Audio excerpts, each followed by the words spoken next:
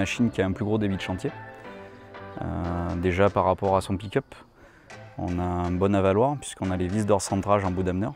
Moi, le problème que j'avais sur les machines précédentes, c'était le bourrage se faisait dans les vis d'hors-centrage et non dans l'ameneur. Donc déjà, on limite.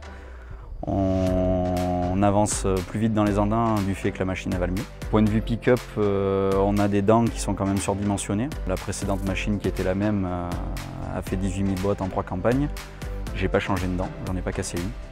Mais sur des belles parcelles, j'ai réussi à faire 60 bottes à l'heure en prenant en compte le temps de changement de film.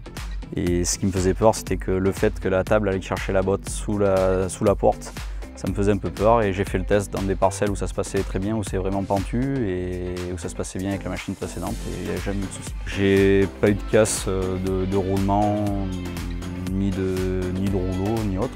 Juste de l'usure de chaîne. En milieu de campagne, il a fallu qu'on les change parce qu'on était vraiment usés. Mais bon, pour le nombre de bottes, c'est normal, c'est de l'usure. Sinon, pas d'autres soucis. Au point de vue chambre, comparé aux machines que j'avais précédemment, où on arrivait à voir vraiment les renforts dans les rouleaux, de l'usure des rouleaux, la matière manquait. Là, la précédente, quand elle est partie, il n'y avait pas du tout de souci à ce niveau-là.